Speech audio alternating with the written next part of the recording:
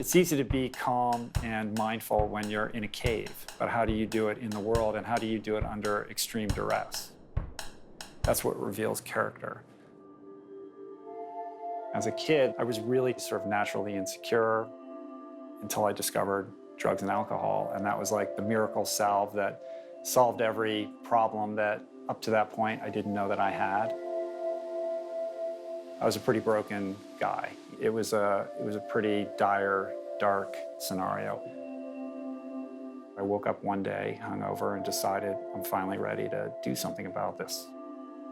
And went off to rehab, and I was able to actually grab onto that rope and start doing that interior work. That was my first introduction to meditation. I had this moment walking up these steps late one night where I had to pause, and I had tightness in my chest and sweat on my brow and really fear in my heart that I was on the precipice of a very serious heart issue, and it scared me. And that began the process of me once again reconfiguring my life. I became amazed at how resilient the human body is, because for so many years I had beaten myself up with drugs and alcohol and fast food and workaholism and you name it. And I realized that if my body could bounce back this quickly from all the terrible treatment that I've given it for most of my life, like, what is it really capable of? That's what introduced me to Ultraman. For people that don't know, it's a double Ironman distance triathlon, 320 miles, that over a 3-day period circumnavigates the entire big island of Hawaii. It's insane. It's very easy to get freaked out and think, oh my gosh, I can't do this. Who am I kidding? Or this is too painful. I want to just stop. So a race like Ultraman, it's crucial to be able to anchor yourself in the present moment.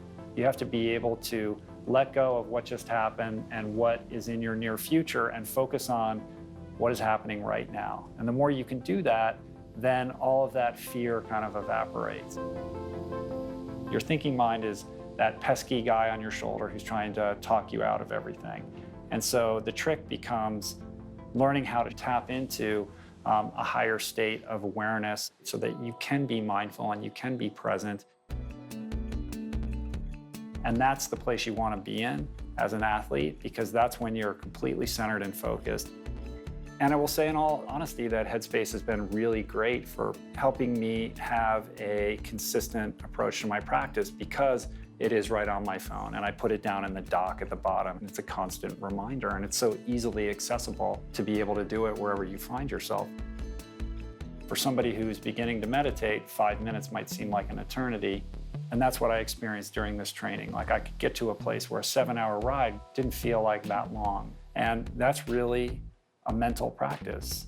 Yes, there's physical discomfort, and the training is athletic and physical, but truly a race like Ultraman all comes down to your mental, emotional, and spiritual state. And that is really the defining characteristic that would define any champion in that regard.